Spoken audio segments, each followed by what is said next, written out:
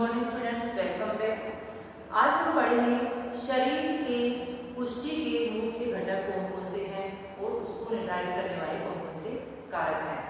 तो शारीरिक पुष्टि के घटकों को निर्धारित करने वाले कारकों में आता है शक्ति, गति, लचक और सहन क्षमता। तो सबसे पहले हम पढ़ेंगे कि शक्ति को निर्धारित करने वाले कारक कौन कौन से होते हैं। किसी व्यक्ति का अगर शक्ति का अनुमान लगाना है तो हम किन कारकों के अनुसार उसकी शक्ति का अनुमान लगा सकते हैं। तो सबसे पहला पॉइंट आता है हमारा मांसपेशियों का आकार। जिन व्यक्तियों की मांसपेशियां कम होती हैं उनकी अपेक्षा जिन व्यक्तियों में मांसपेशियों की संख्या अधिक होती है वह व्यक्ति अधिक शक्तिशाली माना जाता है। नेक्स्ट है हमारा मांसपेशियों की संरचना। मांसपेशियों की संरचना के अनुसार भी हम किसी व्यक्ति की शारीरिक पुष्टि का अनुमान लगा सकते हैं। शारीरिक संरचना से मतलब है कि हमारी जो मांसपेशियां होती हैं दो तरह के फाइबर से बनी होती है, स्लो टिच फाइबर और फास्ट टिच फाइबर।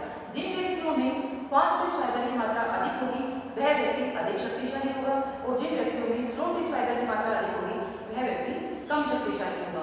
नेक्स्ट हमारा पॉइंट आता है शरीर का भार।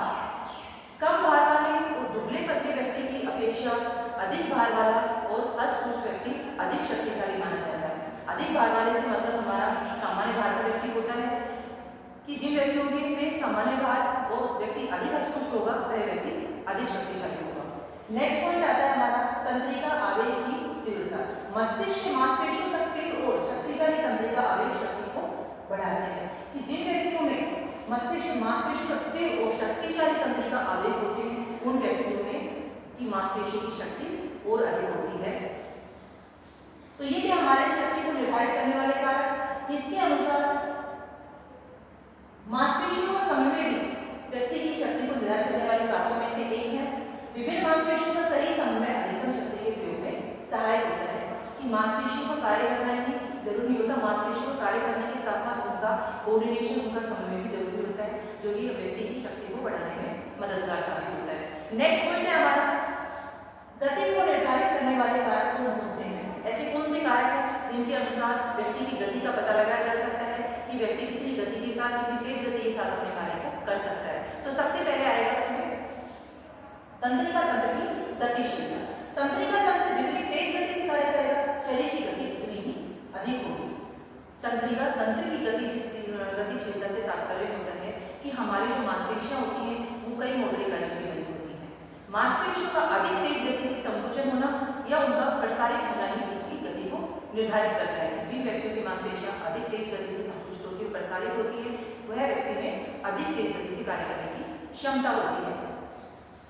नेक्स्ट पॉइंट है हमारा विस्फोटक शक्ति। कम समय में अधिक बल लगाने की क्षमता गति को बढ़ाती है। विस्फोटक शक्ति से हमारा क्या तात्पर्य है? गति और शक्ति का समन्वय ही विस्फोटक शक्ति कहलाता है कि अपनी शक्ति को अगर पूरी तेज गति के साथ हम एक्सप्लोज करें तो वह एक्सप्लोसिव शक्ति कहलाती है। कोई भी कार्य अगर हम करते हैं तो तेज गति के साथ, पूरी शक्ति के साथ कार्य करने की क्षमता ही विस्फोटक शक्ति कहलाती है। उदाहरण के तौर पर हम कह सकते हैं कि अगर मुक्केबाज तेज गति से और पूरी शक्ति के साथ अगर प्रहार नहीं करता है तो उसका पंच व्यवस्थित रूप से नहीं पड़ता है। इसलिए तेज गति के साथ और पूरी शक्ति के साथ कार्य करना ही विस्फोटक शक्ति कहलाती है। तो विस्फोटक शक्ति भी व्यक्ति की गति को प्रभावित करती है। नेक्स्ट पॉइंट में आता है हमारा लचीलापन। अच्छी लचक शरीर को अधिक तीव्र और तेज गति से चलने में मदद कर सकती है कि जिन व्यक्तियों का शरीर अधिक फ्लेक्सिबल होता है उन व्यक्तियों में अधिक तेज गति से कार्य करने की क्षमता होती है, या कह सकते हैं कि उन व्यक्तियों की गति अधिक तेज होती है। तो फ्लेक्सिबिलिटी भी इस कारक को निर्धारित करने वाला एक सहायक कारक माना जाता है। नेक्स्ट है आपका जैव रासायनिक भंडार एवं उपापचय शक्ति। जैव रासायनिक भंडार से मांसपेशियों को कार्य करने के लिए अधिक ऊर्जा की आवश्यकता होती है और वो ऊर्जा हमें प्राप्त होती है एटीपी और सीपी से। एटीपी और सीपी का मतलब होता है एडेनोसिन ट्राइफॉस्फेट और फेरेटिक फास्फेट। जिन व्यक्तियों में जैविक रासायनिक क्रियाएं अधिक होंगी वह व्यक्ति अधिक तेज गति से अपने कार्य कर सकता है, या कह सकते हैं कि जिन व्यक्तियों में एटीपी और सीपी की मात्रा अधिक होगी वह व्यक्ति अधिक तेज गति से अपने कार्य को करने में सक्षम होता है। नेक्स्ट आपका हृदय एवं श्वसन क्षमता। अच्छी हृदय गति एवं फेफड़ों की क्षमता ऑक्सीजन की आपूर्ति बढ़ाती है जिससे गति बनाए रखने में सहायक होती है। अच्छी हृदय गति और फेफड़ों की क्षमता। फेफड़ों की क्षमता से मतलब होता है कि अधिक से अधिक ऑक्सीजन को ग्रहण करना और उसको निष्कासित करना। कि जिन व्यक्तियों की हृदय और फेफड़ों की क्षमता अधिक होगी वह व्यक्ति अधिक तेज गति से अपना कार्य करने में सक्षम होता है। तो ये जो पॉइंट्स हमने बताए हैं ये हमारी गति को निर्धारित करने वाले कारक हैं।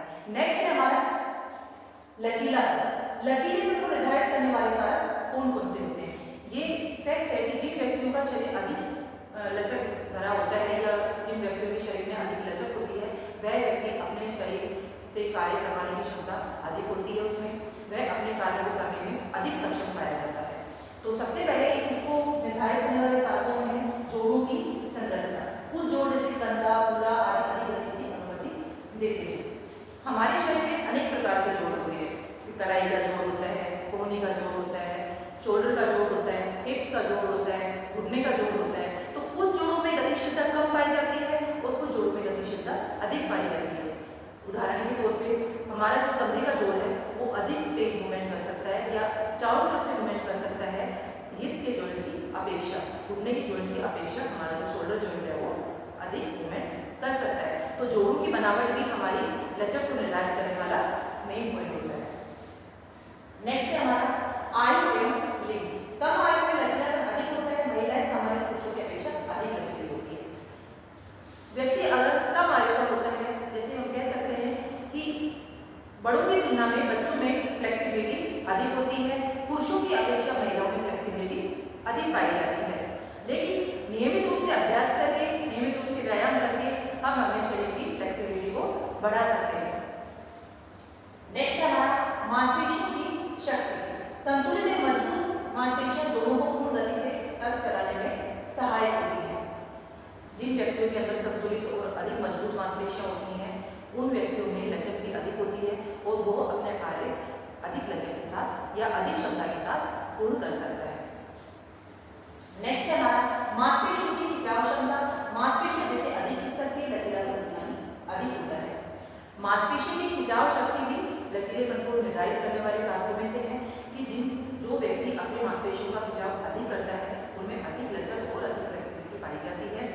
लचक जो मांसपेशियों का खिंचाव है उसको हम बढ़ा सकते हैं नियमित व्यायाम करके और अधिक कार्य करके या खिंचाव वाली एक्सरसाइज करके हम अपने शरीर की जो खिंचाव शक्ति है उसको हम बढ़ा सकते हैं।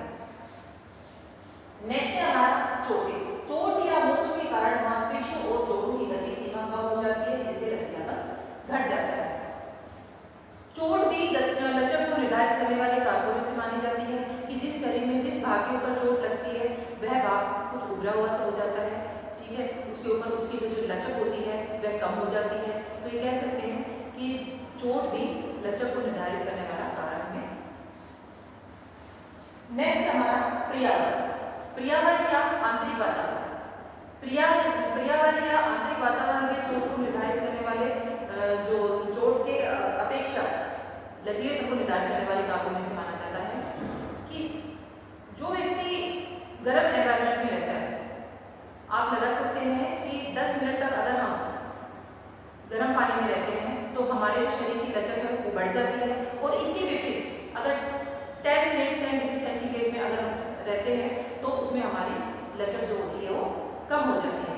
तो आंतरिक वातावरण भी शरीर की लचक को प्रभावित करने वाले कारकों में से एक माना जाता है। नेक्स्ट है हमारी सक्रिय जीवन शैली। सक्रिय जीवन शैली से मतलब है कि हम कितने एक्टिव हैं, कितने एक्टिव में से अपना कार्य कर सकते हैं, कितने व्यस्त रहते हैं, कितने बिजी रहते हैं, कितने व्यायाम करते हैं, किन किन एक्टिविटियों में हम भाग लेते हैं। तो नियमित व्यायाम करके रेगुलर जो एक्सरसाइज होती है, स्ट्रेचिंग एक्सरसाइज होती है, वार्म अप होता है, शरीर की विभिन्न क्रियाएं करके, योग करके, ये सब करके हम अपनी जो फ्लेक्सिबिलिटी है उसको बढ़ा सकते हैं, अपनी शक्ति को भी बढ़ा सकते हैं और गति को भी बढ़ा सकते हैं। तो व्यायाम करना व्यक्ति के लिए बहुत ही महत्वपूर्ण कार्य है।